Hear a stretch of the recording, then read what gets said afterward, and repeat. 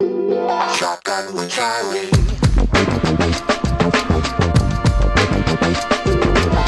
Riding shotgun refers to the practice of sitting next to the driver in a moving vehicle.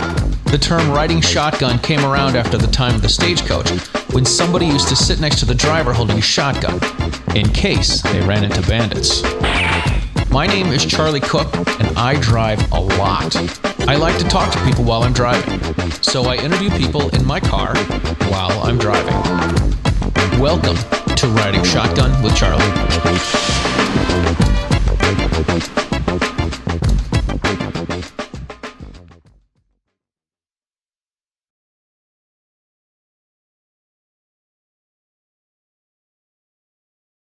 All right, before we start this episode of Riding Shotgun with Charlie, the first thing I'd like to do is thank you all for watching the show. I've been watching the analytics on the YouTube, and there are more people that are watching the show that are not subscribed to the show than are. So if you're watching the show and you haven't subscribed, please do.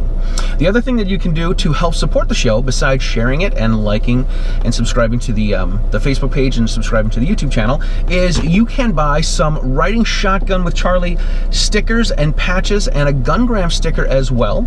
You can find these at ridingshotgunwithcharlie.com on the swag and merch page. You can also buy t-shirts, hoodies, and mugs with the Riding Shotgun and Gungram logo on it on the Teespring store, which I believe is Riding Shotgun with Charlie-creator.spring, but I will put some titles in here and I will put some links in the show description. And this is what you can do to help get the stagecoach across America. I greatly appreciate it. We're glad you guys watching the show, and again, subscribe to the YouTube channel and share this with your folks. Welcome to this episode of Riding Shotgun with Charlie. Today we are in Davenport, Iowa. Of all places. Is this heaven? It is. Welcome to the free state of Iowa. The free state of Iowa. The free state of Iowa. I say it all the time. No stinking FOID card. God bless you guys. Yeah. I know. All right, we have Jeanelle Westrom, and she is from Davenport Guns, and she is a hoot. I think that's how they say it down south, right? All right, let's talk. You're going to have to get me around here because I've never been to Davenport. All right. But There's not much to see. Been to Spain. Well, good. I'm glad I got the camera outside the car. Not a whole lot to see. That's all right. But one way, we got to turn right. This is where we gotta go. All right. So, how does a young lady like yourself end up with a gun store in Davenport, Iowa? She's kind of born with Hoppies in her bloodstream. Nice. Easiest way to put it. So Grandpa was a gunsmith. Yeah. My dad was a gun guy, so he used to go to school when he could. He used to go to school with a gun, leave school, go to the police department and shoot in their basement in the range. What? Mm-hmm. Yep, in Ankeny, Iowa. And then Ankeny, Iowa. Yeah, just north of Des Moines. Okay. Ankeny. So, didn't know what he was going to do after high school, so he's like, he missed the draft by, I think, 2 or 3 numbers. Wow. I mean, he barely missed the draft. So he joined the Army anyway. Didn't know what to do. Joined the Army. Did the ROTC thing, shot for the Iowa State shooting team. Mm-hmm. Met my mom. Surprise! Here she is! Here I am! So they didn't teach him how all that stuff works? Like how that happens? Apparently not. Oh my God. He wasn't a farmer. He lived in town. He lived in town. He didn't like sheep. So. I got a friend that's I think he's having sibling number 4. I'm like, you know what causes that, right? Yeah. You know what? I asked a buddy of mine. I asked one of my Georgia shooters that. Because he was on kid number 6. I'm like, do you know what causes that? And he says, I do. Cold beer. Cold beer. Cold beer. I couldn't argue with him. Yeah. Turn right. All right. That's crazy. Oh my goodness. I always tell people after we had 2 kids, the birth control method my wife opted for was abstinence. Oh. Yeah, well, that's just wrong. That's all right. We're happily divorced. Nothing wrong with that. Just as well. I've done that once or twice. What are you, Liz Taylor over here? Come on. Well, you know, each one was better than the last. Okay. So, you know, there was improvement. Right, every time's a step up, right? Yeah, absolutly. And this one's fantastic. Hey, I think everybody should have a starter husband. Oh my God. Mine's an idiot. You know, but I gotta admit, I love my exes. They are high comedy content. Nice. Absolutely. That's cool. All right, so the Hoppies is in the bloodstream. Absolutely. So Dad was a shooter. Took us girls to the range, basically because he needed brass rats. I mean, that's great. Ask him, he'll tell you that's why he had children. He needed brass rats and then later lawnmowers. You know, but he stayed in the military a long time. Got out, went to work at Rock Island Arsenal here. And my mom's family was here. Yeah, Rock Island Arsenal, like these aren't the Rock Island ARs in 1911 and stuff? No, okay. No. Rock Island Arsenal is where First Army has their procurement. Okay. So anything that anybody orders in the Army goes through, the paperwork at least, goes through Rock Island. And then they have all sorts of little departments. They refab some equipment. I don't know everything they do. I don't have that clearance. If she does, she can't tell me unless she kills me. I don't have that clearance. But it's a beautiful arsenal. It really, truly is. You know, and of course, during the Cold War, it always had rockets aimed at it. Wow, that's a little nerve-wracking. Well, that's also where the Army does their weapons development. Really? Mm-hmm. At the Rock Island Armory? At Rock Island Armory. Wow. So, for instance, there was a gentleman named Ron Elby. Mm-hmm. And everybody knows the AR-15 has that little brass deflector on it. Right. Well, that's because Ron is a left-handed shooter, and when he was testing guns for the Army, he'd get tired of getting hit in the face. So for years, it was called the LB bump. The LB. The LB bump. And then there's McFarland. There's gas rings, and then there's a McFarland gas ring. McFarland was an engineer at Rock Island Arsenal, so instead of 3-piece, it was a 1-piece but 3-turn spring, basically, for gas rings. I had no idea Iowa would bring me this much gun history. And all these guys come into the shop. It's excellent. Oh my gosh. It's excellent. That is too cool. The guy that was in charge of the Army ammo, like legitimately, if Lake City made a change to even their civilian lines, he had to go down and approve it. Mm-hmm. We're gonna turn left, or turn right at the next stoplight. All right. He had to approve it. He built the range at the gun shop. Wow. Yeah, he's retired, built the range. Holy moly. Yeah. You've got connections to a ton of people. I've been very, very blessed in my life to be surrounded by phenomenal people who are willing to teach me stuff. So that's my luck. That is cool. All right, so how did you're picking up? There's something else between you're picking up brass for your dad and everybody in the gun community knows you. well, so my dad worked at Rock Island Arsenal. Yep. And then he left Rock Island Arsenal he was buying a small manufacturing company called Eagle Arms. Okay. And after he bought Eagle Arms, he was talking to a guy out in California who said my dad's a big history buff, so he wanted to bring back an AR-10. The guy he was working with out in California says, well, I know a bunch of the engineers from Armalite. So Dad was handed here, a whole bunch of the old prints from Armalite. So he did some research, found out who owned the company, who owned the trademark. Okay. Bought it from him. Not going to tell you how little he paid because people will kick themselves, but it was little. Wow. It was little. Wow. So, brought back the Armalite, brought back the AR-10, putzed around with a couple of the other little things like the AR-180, but that that didn't take off well. I worked there. Don't work for your dad. Okay. I learned a lot. I freely admit, I learned a whole lot. Yeah. I actually did some of the engineering, some of the drafting for him. Wow. Yeah. Jeanelle, font of worthless knowledge. So when I worked for him, I started shooting pistol because I kind of got conned into shooting pistol. So my first pistol match ever, seriously, Bianchi Cup. What were they thinking? Yeah. I'm used to bullseye, NRA bullseye, really slow, really long. Yeah, boring. I did not know you could squeeze a trigger that fast until I went to Bianchi Cup. Wow. I got my butt handed to me.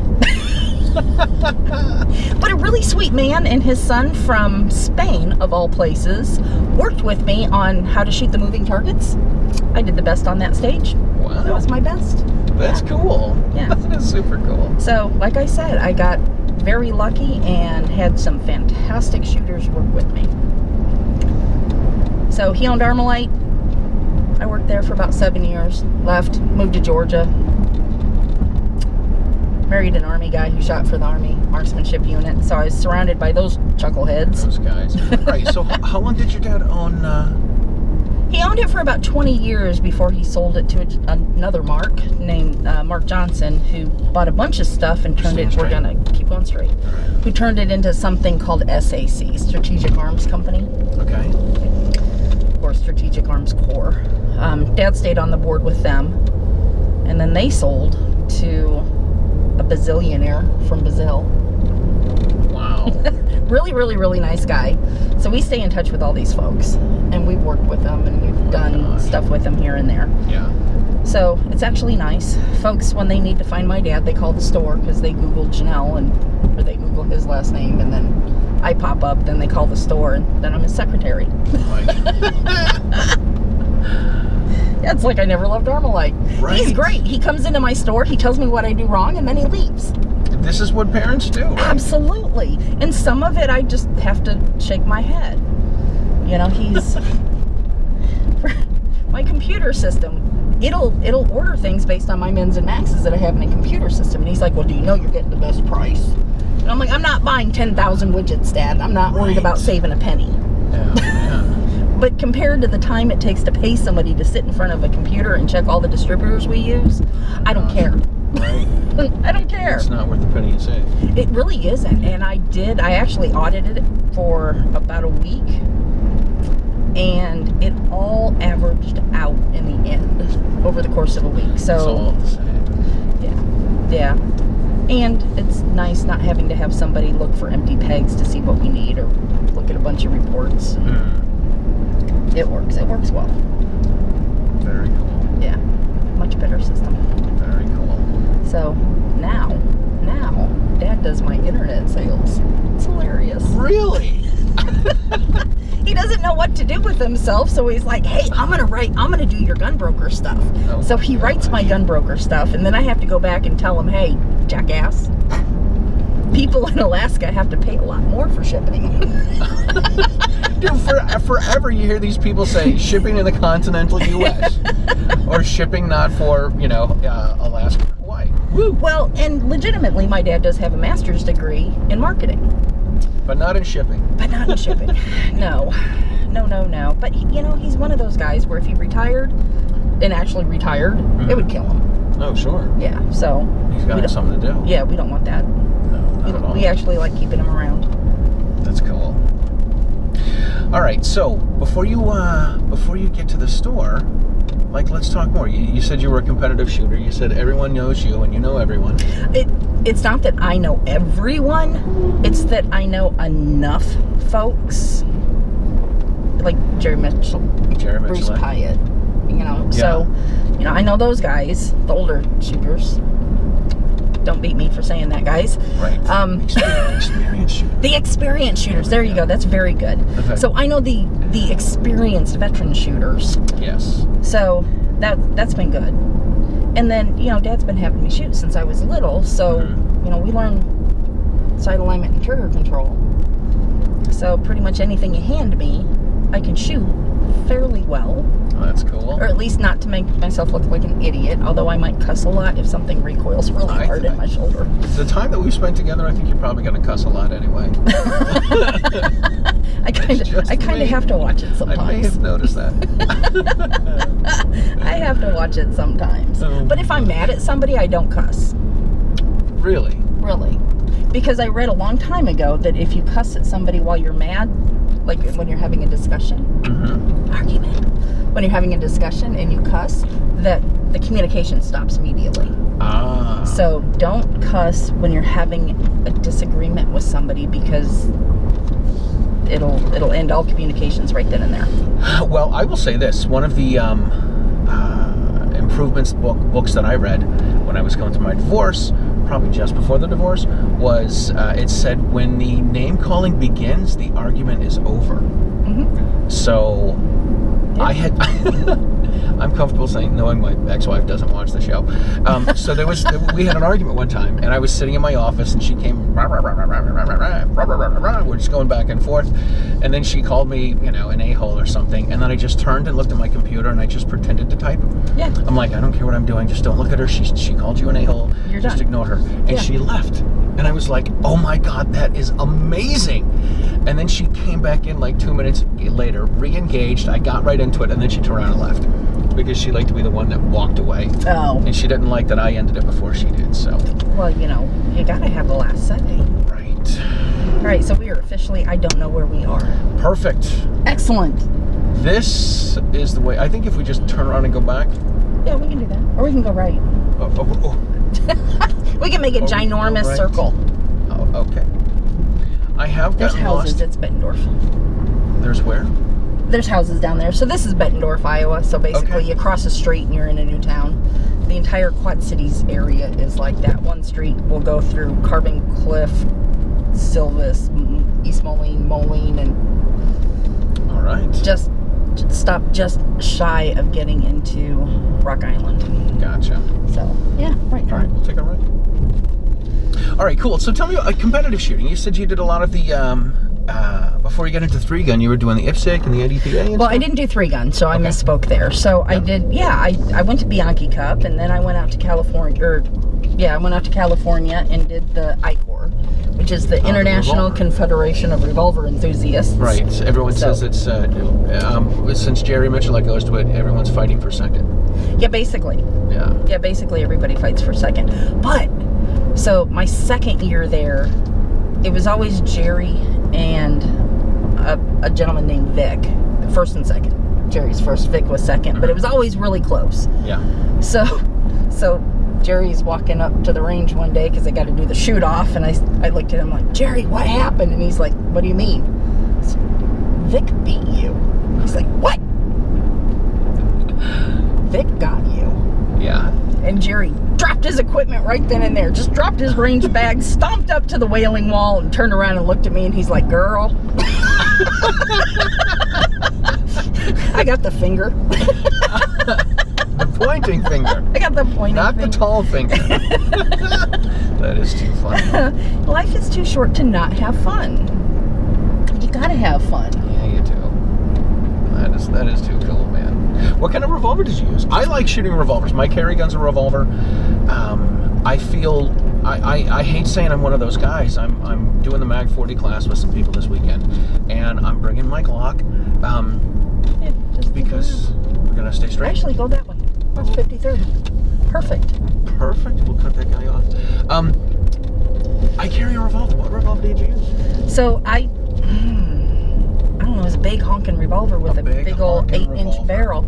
So my first... It's the Dirty Harry, come on. It was. The first year I went out there, so there's another gun shop in town it's in Moline, Illinois, and it's called Shooting Sports. Okay. And back in the day, it was owned by a family named Bartels. So when I got conned into going to shooting Bianchi Cup, they were at SHOT Show, and I'm like, hey, can you guys work with me? Because I need to shoot, and I don't really want it to be bad. Because I knew Jim was a competitive shooter. He's like, sure, no problem. So came home, went down to his gun shop.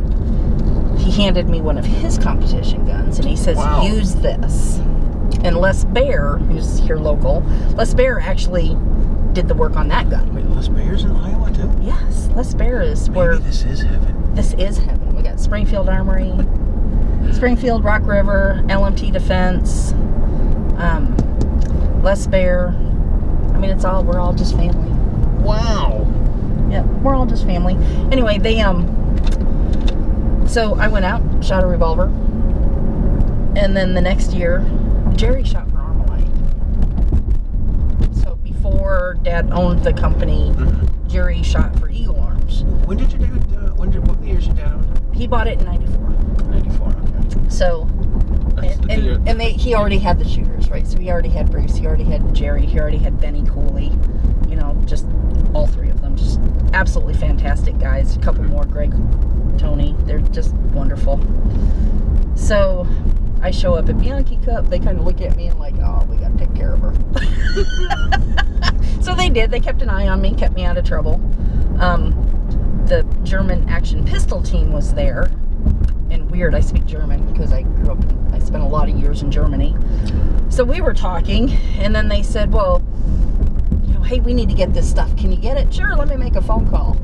So I ran to, we're right by Midway, so I go to Midway, I come back, and they're like, can we shoot some guns? I'm like, sure. Dad was coming down, I'm like, bring me some guns. So he came down with some guns and ammo, and we took the German action pistol team out. Wow. Yeah, I'm an honorary member of the German action pistol team. Yeah. I'm also a shooter for the Australian rifle team, high power rifle team. How's this happen? You have so many stories. Holy crap. Because this guy said, hey, I really like your shirt because it said Armalite. And I said, well, I think yours is kind of cool. Trade me. So, and he's like, really? And I'm like, yeah, give me your shirt. And he's like, okay. And he went around a cart and he took his shirt off and gave it to me. And then I just whipped mine off. Because the German guy went around the car. I had a sports bra on. Oh. So I just whipped mine off and we traded shirts. There we go. That was in Ohio at the Nationals. Yes. Oh my goodness. Life is too short to not have fun and be silly. Now, granted, if I wasn't in the sports bra, I wouldn't have done it. Right. Was he wearing a sports bra? No, that's why he went and hid around a car. But then he came around without his shirt on? I threw mine at him. Okay.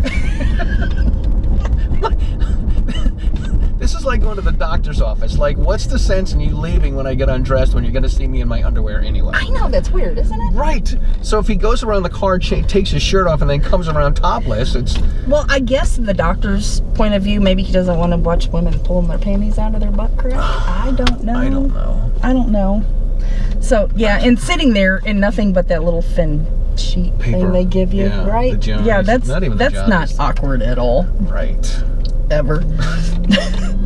Anyway, so David Waters from the Australian high power team and I have been friends ever since. Oh my God. Yeah. That is too cool. Yeah. That is too cool. Yeah, we Skype back and forth. Yeah, he's a good dude. Oh my gosh, that's awesome. So how does this lead to you starting Davenport Guns?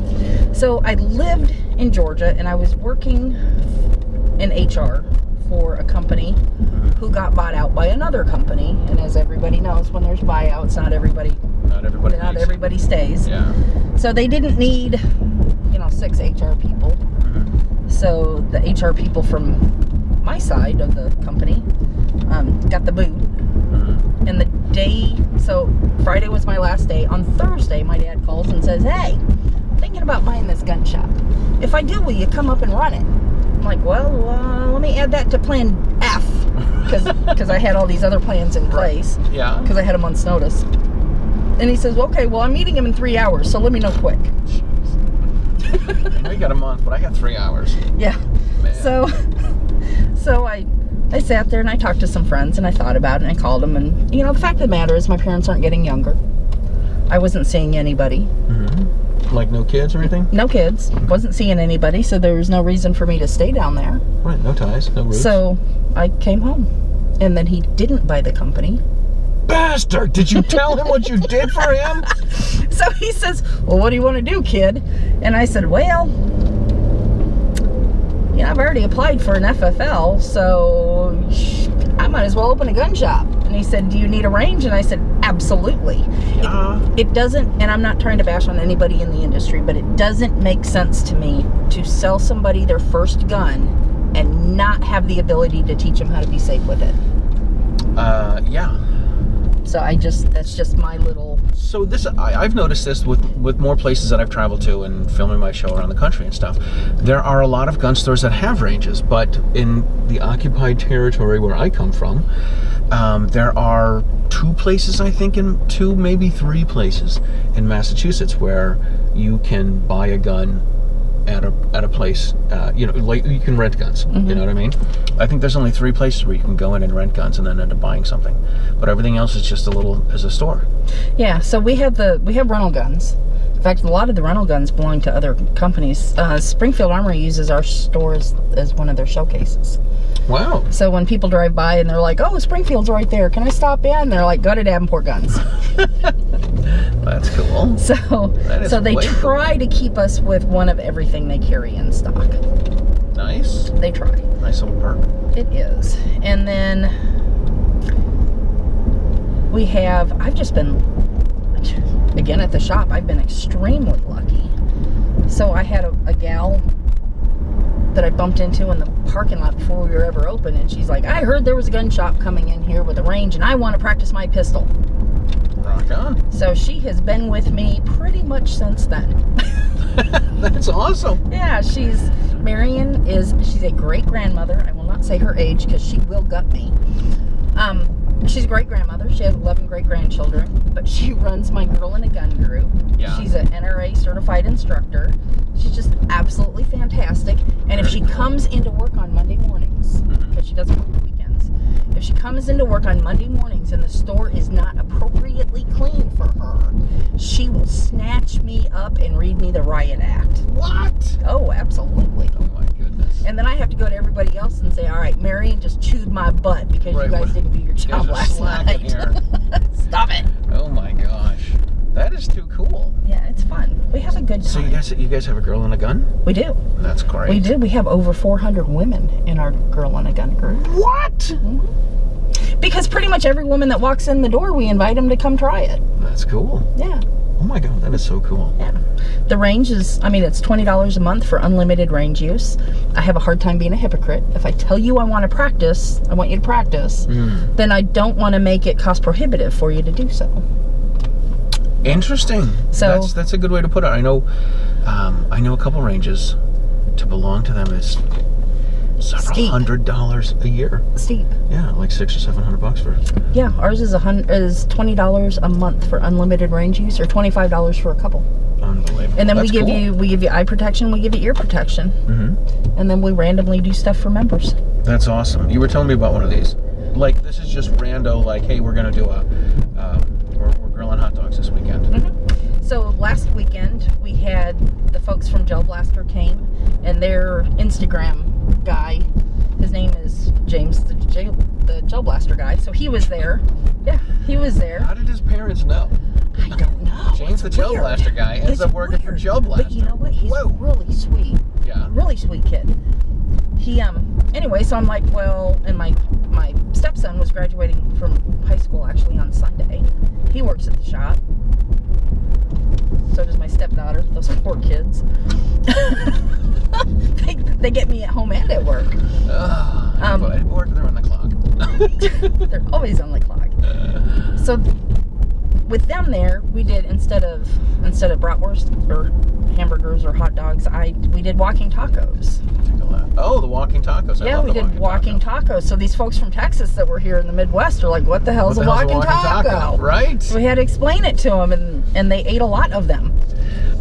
Explain to people what a walking taco is. I discovered them about 8 years ago. A friend of mine from the Midwest, one of my longest friends, came out to New England, and we were, I don't know what we were doing. She's like, "Hey, let's have walking tacos for dinner." I'm like, "What the hell's a walking taco?" It's a taco. It's a taco. So basically, the idea is you take a Doritos bag, crunch up the Doritos, throw in the chips and the cheese and the salsa and the lettuce and whatever else you want in your taco, and then you eat it out of the bag.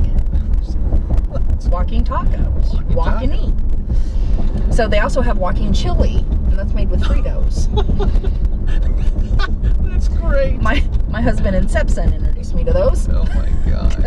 Because I would never think to eat that way. Yeah. I mean, plate, fork, right. not bag.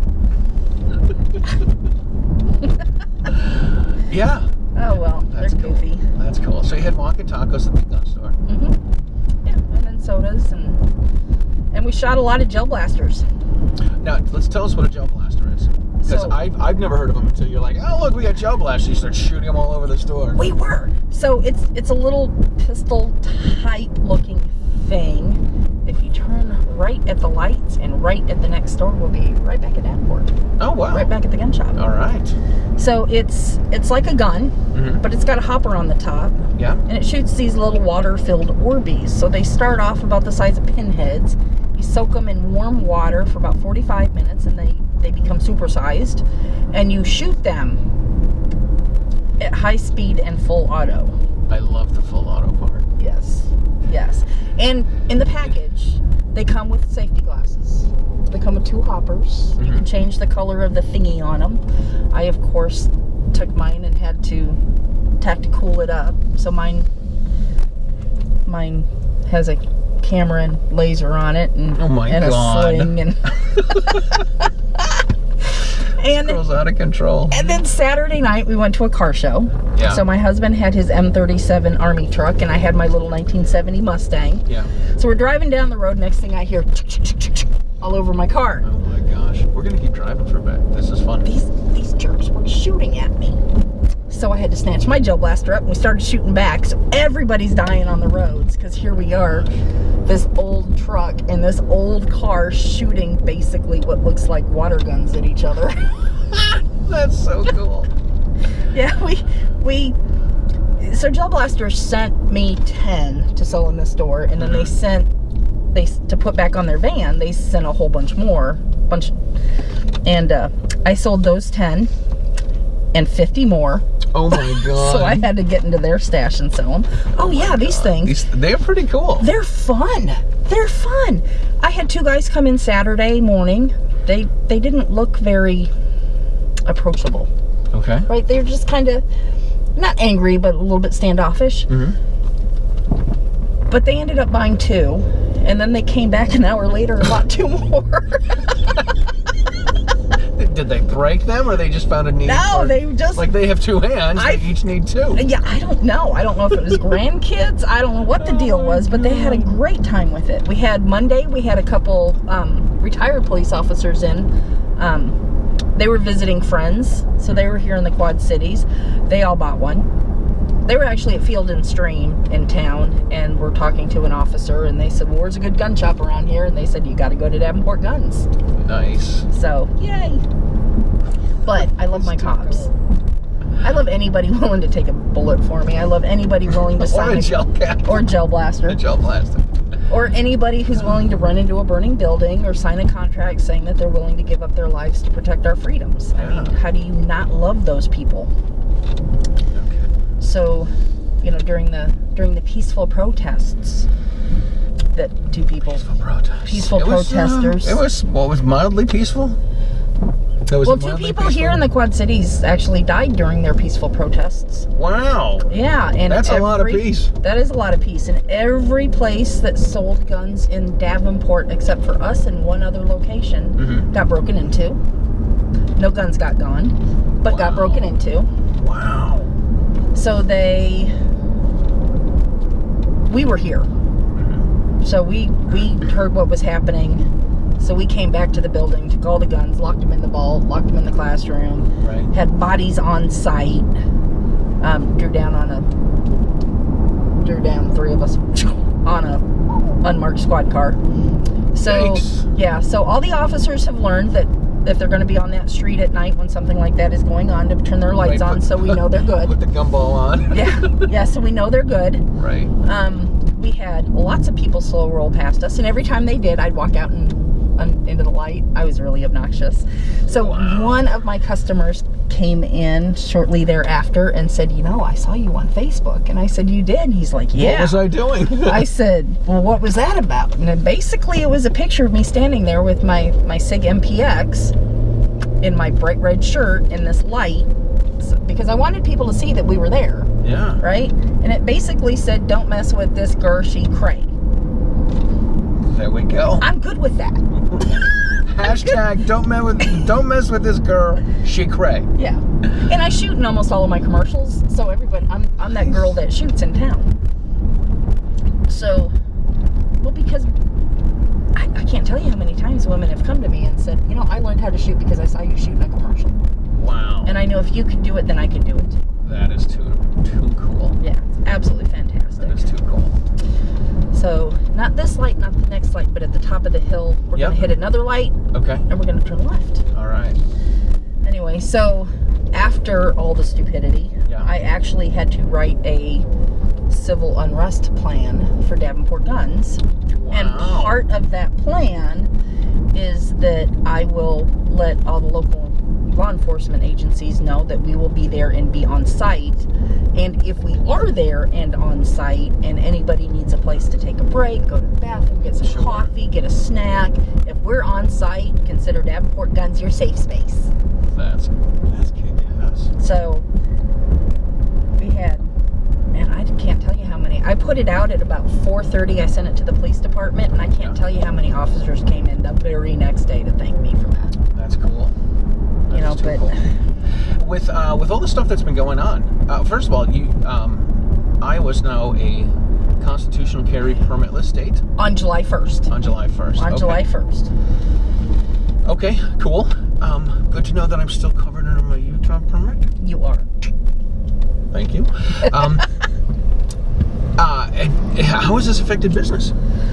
Because a lot of the folks in Texas are concerned that what constitutional carry means people aren't going to take classes and learn and train. So right now we still have people taking classes. Yeah.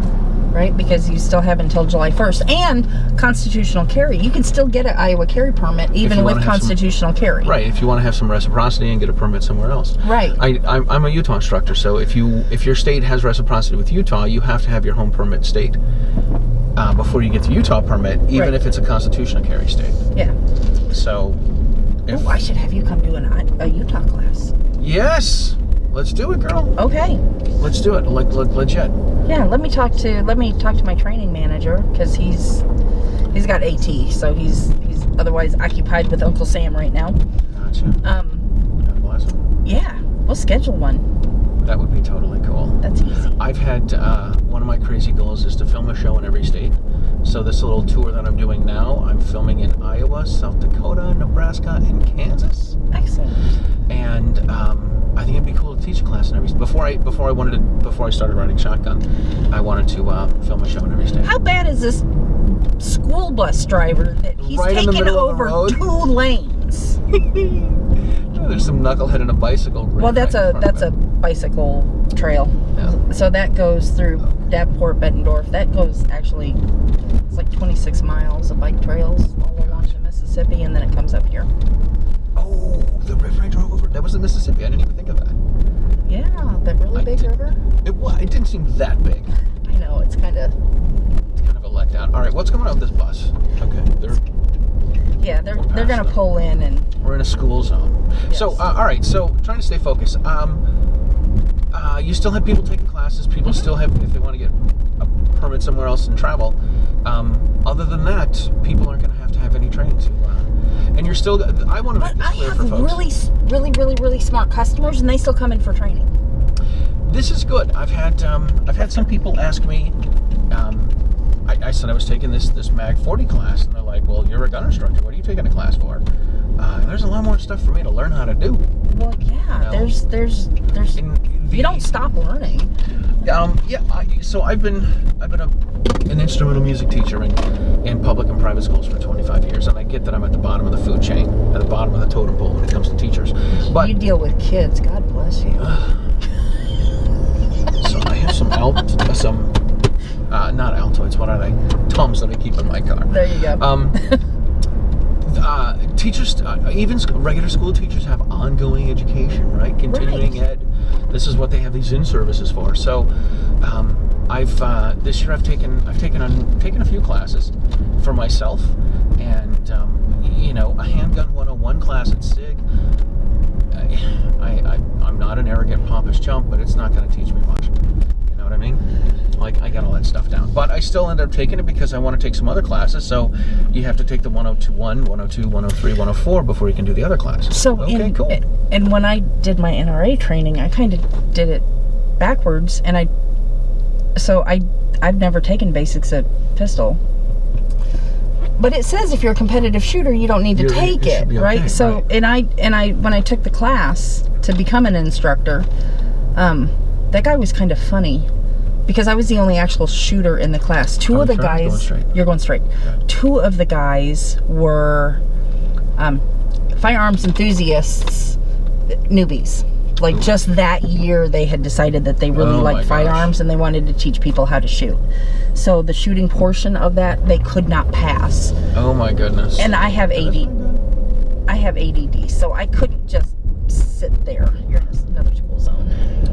Great. So, 25. Oh. So I think you're fine. So I don't know. Somebody's passing me on the right. Oh, there you go. And I'm only doing 35 and a 20. So these guys, they couldn't pass, and they couldn't pass, and they couldn't pass, and the instructor, I was the first one out there, knocked out my 20 out of 20. Came back, grabbed two other people. Well, these two just couldn't pass, and couldn't pass, and couldn't pass, and I had it because I'm sitting there for over an hour. Twiddling my thumbs, not doing anything. So I finally looked at him. I'm like, all right, guys, I know you can't actually legitimately pick up a gun and pretend you're going to shoot in here, but air gun. Let me see what you're doing. Right. So they showed me. I changed different things on each of them. They went out and passed. And then the instructor said, well, what the hell's the difference between this time and that time? All those other times. And they're like, the girl worked with us. So he comes out and he's just looking at me. He's like, I'm keeping my eye on you. All right, you might learn something. So then, so then we went back to the classroom and we had to stand up in front of the podium and introduce ourselves and our firearms history and why we're the instructors and you're the students and we're the experts. So I started talking about all these different things I had done and all these different, turn left. Okay. Yeah, that's not like. So I, talked about all the different styles of shooting I had done. And this guy's just sitting in the back of the little classroom, aka his garage. And he's sitting in the back and he's kind of doodling, and then I start talking about all the different styles of shooting I've done and the different competitions, and he just he looks up and he looks at me and he cocks his head and he's like, huh. So maybe she knows something. I never cracked a book and got 100% on all the quizzes for the NRA training. In fact, he had to add some of my answers to his answers because I answered the question. Yeah. But not the way the NRA wanted you to answer it, but I wasn't wrong. I wasn't wrong. He had to crack open his book, in fact, and then he went, huh, and then he added my answer to his answer sheet. Oh my goodness. That's too cool. Well, sometimes you gotta teach book stuff. This is true. And you can't, you're never gonna stop learning. You can't. Absolutely. So. Yeah, I mean, it's good stuff to learn how to do and know how to do, and it's good to get it's good to have some training and understand all this sort of stuff. Mm-hmm. So good. I'm glad to hear that, because the guys in Texas are like, well, hey, if there's constitutional carry, we don't have to. No one's going to take classes anymore. Well, you're going to get the idiots that don't think they need to. It doesn't matter what state you're in. It's just going to happen. Yeah. All right, so we can either go straight. Yep. Or we can turn right. Turn right. Let's turn right. Okay.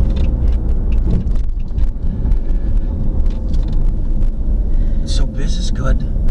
You got Davenport Guns. Mm-hmm. You got a lot of stuff going on, girl. It's fun.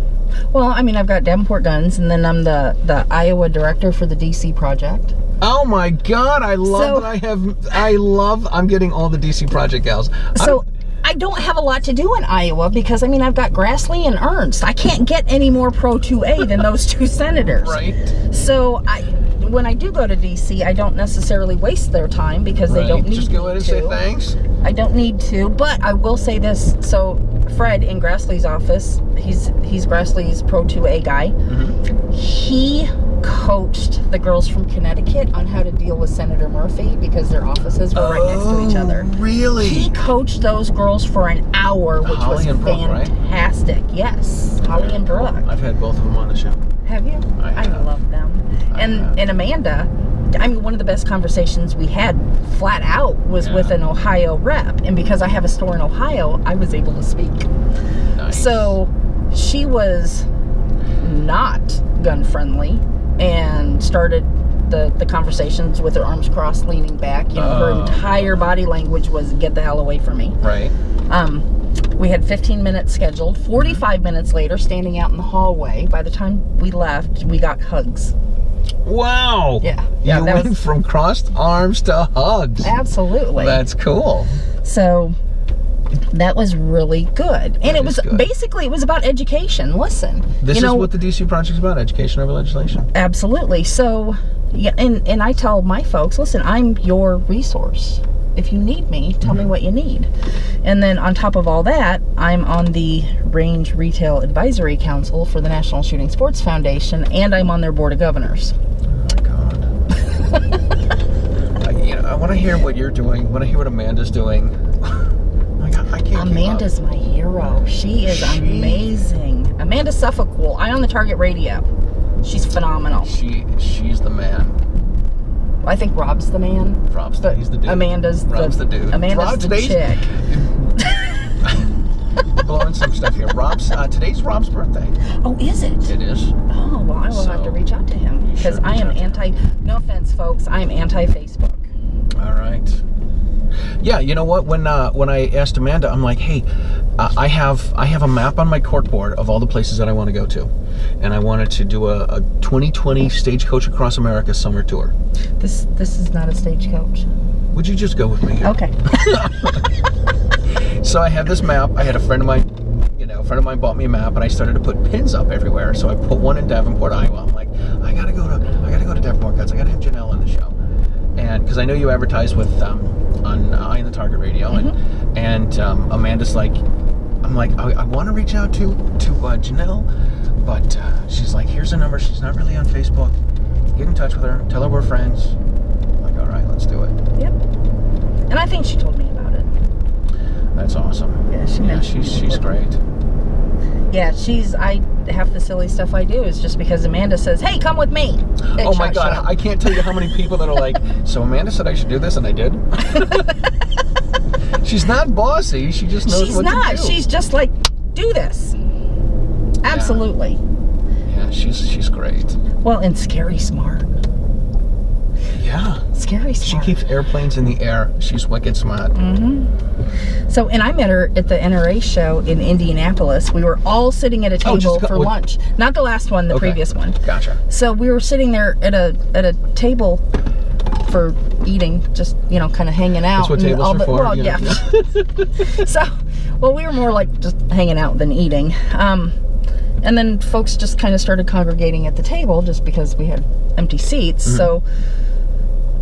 So Amanda's like, what do you do? Well, I'm opening a gun shop. And what do you do? Well, I'm in Ohio and I do this. And I'm like, oh, have you ever been to the Camp Perry? And she's like, what's that? And I'm like, you have a radio show in Ohio and you've never been to the CMP and NRA Nationals? Wow. What is wrong with this? Right. So we stayed in touch. She came up to the Nationals.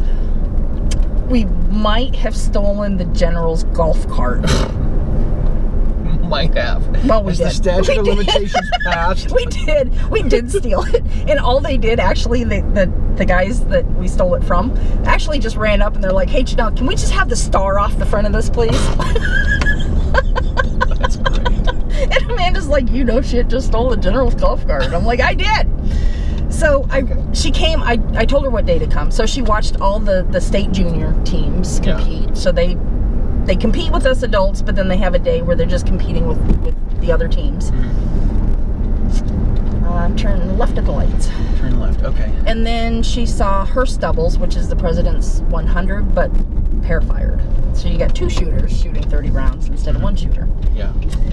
And then, and my best record for that was 17th place out of 350 teams.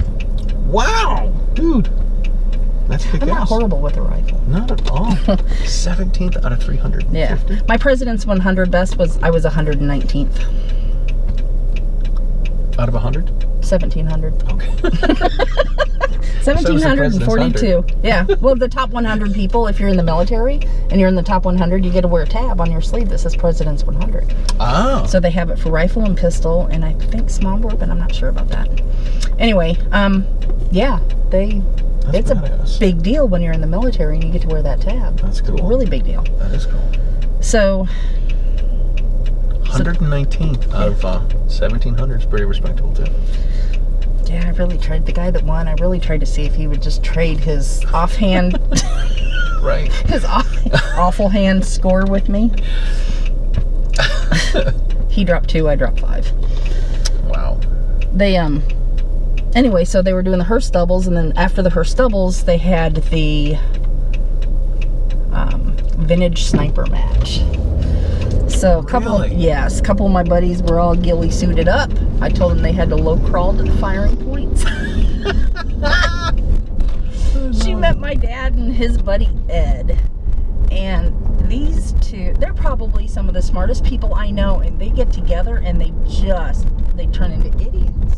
Oh, that's great. Yes, they get so funny. I actually take people down range with me to watch them because they're fun. That's great. And then Ed has gotten zeros on his grand. And then before going to Camp Perry, he disassembled everything, including the sights, and then had parts that he didn't know where they went back to. Yeah. And my dad's sitting there, because my dad's the grand guy. My dad's like, geez, I didn't even know that could come apart. Oh my God. So yes, Ed Shalhoub, in charge of, at one point in time, in charge of $11 billion worth of commercial loans for one of the big banks around here. And disassembles his gun and his sights after he gets zeros before the Nationals. I mean, just rock star. Rock star. Rock star, rocket surgeon. You're gonna turn left right up here. All right. So. That's crazy. All right. Well, we're almost back at the gun range. Yeah. Turn left here. How can people find you in Davenport Guns if you're not on the Facebook? Well, you can find us at davenportguns.com. Okay. Is one way to find us, and the other way, we are on Facebook. We are on Instagram. Okay. All right. I have folks that actually answer questions and respond to stuff like that. Gotcha. So I get put in Facebook jail. No, I get put in Facebook jail a lot. So my third reiteration is now Davenport Shooting Club, hosted by Davenport Guns. Oh my gosh. Because we keep getting put in jail. Nice. Well, I like in your commercial on Eye the Target Radio, you're like, anything we find entertaining. I'm like, anything we find entertaining. And then we find out that you're in Facebook jail all the time. So I'm like, always in Facebook jail. That's awesome. I don't even know what I do. I don't know. I got zinged for something. I don't know where I got zinged for something. Well, and my favorite thing is, so people are like, well, we'll post a picture of a gun. We can't talk about a price. And they're like, well, how come XYZ company can do it? Because they haven't been in Facebook jail yet. Right. We have been, so we can't. Call the store. Send us an IM. We'll message you. I had a friend of mine tell me I should start putting gun grab videos on TikTok. And so I have like 15 gun grab videos on TikTok, and 4 of them have been removed for community standard violations. Now, isn't TikTok owned by the Chinese? Yes, which is why I don't really want to do stuff on it. See, and I haven't been on TikTok at all. Yeah. But I did recently talk to a friend of mine who was in the industry, is not in the industry, wants to get back into the industry, but she is a genius when it comes to marketing and knows everybody. It's amazing. She probably knows more people than Amanda and I put together. So, but marketing is she's really, really good at it. So I'm like, why don't you take over my marketing? Okay. And really, she could do a bunch of different companies' marketing all at the same time. Right. Just pick one from each geographical area. Yep. And just work with that one person, because she could put the same thing out. Right? Hey, this Glock 19 Gen 6 is just out, right? That can be on everybody's. So, left. So, she is going to hopefully start doing something like that. That's cool. Yeah, I mentioned Good for her, man. I mentioned it to her the other night, and she called me and said, I am still interested in this, and I think it's a way to go. That's cool. Yeah, she also thinks she wants to move to the Quad Cities. I'm telling you, like, who would have thunk Iowa was this happening? The Quad Cities itself, this geographical area, is amazing with stuff to do. So, one of the guys at the Arsenal, he was stationed at the Arsenal, retired from there. His wife wanted to go back to Tennessee, and he's like, you know what? There's more stuff to do in the Quad Cities every single weekend than there is in Nashville. Yeah. Yeah. That seems crazy. It does seem crazy, but you can keep really busy and doing a whole bunch of stuff between the different museums, and then they have shows. I mean, like outdoor shows and the garden centers and there's just a bunch to do around here. I never would have thought this. Maybe Kevin Costner was onto something. Maybe. Maybe, but that was a really small town. That was a really small town. Is it far from here? It's about 2.5 hours away. I've never actually been to the Field of Dreams. I assume it's not in the direction I'm going. Where are we turning? We're gonna turn right. So it is in the direction. Is it? Yeah. I don't know if you'll have time to get there. That's the only thing, because Amanda told me you have a time limit. I do have a time limit. I have dinner tonight with the cool kids. With the cool kids? The cool kids. Nice. Yeah. Who are they? So there's we're turning here, right? Yep. That's okay. So the people taking the Mag 40 class it's going to be Paul and Susan Lee. They're hosting the class. Okay. From the Polite Society podcast. Amanda Suffolk from Eye of the Target's going to be there. Robin Sandoval's going to be there. She's from the Gun. She is awesome. Rob Beckwith is going to be there. Okay. He has the Firearm Trainer podcast. Okay. Charlie Chambers is going to be there. Charlie Chambers is just a dude. He's a guy that digs shooting and digs gun stuff. I can't say he doesn't. I can't say he works in the biz, but he goes to everything and he knows everyone and he hangs out with everybody. Okay. So he and I are going to be rooming this weekend. Nice. And so that is who I know is taking the class. I'm sure there's a few other people. Of course, Masada Yuva is teaching the class. So it's gonna be a great time. Oh, I'm sure. It is. I'm kind of jealous. You should be. I kind of want to go. You probably should. All right, let's get out of here. This has been great. Thank you so much for being on the show. You're welcome. This was so much fun. It was fun. I love that I get to meet the cool people and hang out with the fun folks. I don't know if I'm the cool person. I'm the obnoxious person. That's pretty cool. Because that's the person that's going to push the limits a little bit, and that's where the fun's going to be. Well, you got to push the limits, right? If status quo is no good. Yeah. Right? It's no good. Status quo's a jump. It is. You got to get rid of it. You got to make the firearms accessible to everybody. And the way to do that is get the women involved, right? Because you get the women involved, now you have the kids, and that's our future. The fact of the matter is that's our future, is getting the kids involved. Absolutely. So. Absolutely. All right, this has been cool. Thank you so much. You're welcome. I am going to put a plug in for the Riding Shotgun with Charlie stickers and patches, which you can find at ridingshotgunwithcharlie.com on the swag and merch page. These are for ya. Oh, excellent. Of course. I'm going to leave a few extra stickers and some biz cards so you can tell people about me. Absolutely. Whatever you say, please make it good. Oh, absolutely. It doesn't have to be true, but it has to be good. Oh, no, we'll make it true. All right. And good. Whew. And we'll go put you on the TVs. Oh, I love it. I love it. That's easy. It is. All right, we're going to put social links to all this stuff. For you folks, what we need to make sure that you do is that you're subscribed to the YouTube channel. You should check out the Self-Defense Radio Network at sdrn.us. It is all of your pro-freedom podcasts in one place. You need to become a member of the Second Amendment Foundation. saf.org is their website. You can also donate to the CCRBKA, the Citizens Committee for the Right to Keep and Bear Arms. Those are two great organizations that do a lot of stuff for our gun rights. Make sure you subscribe to the YouTube channel. You can watch Riding Shotgun on YouTube, on GunStreamer, on the OpsLens app. You can listen to the show on Spotify, on iHeartRadio, and on the Apple Podcasts. And please share this with all of your people. This is how we get the Stagecoach across America. That was great. This is what I do. I know. Obviously, someone who has never watched a gun. Oh, that one's out. Obviously, someone who's never watched a gun grab.